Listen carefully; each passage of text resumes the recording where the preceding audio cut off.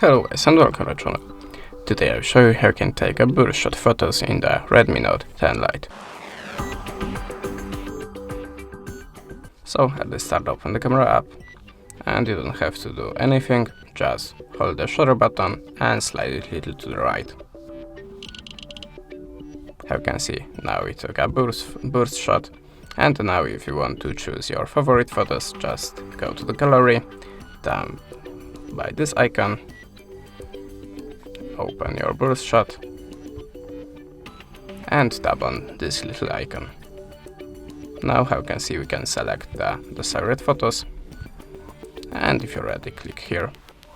Now you can keep all the photos or only the selected one. That's it. Thanks for the watching. Leave us a subscribe or a comment, and goodbye.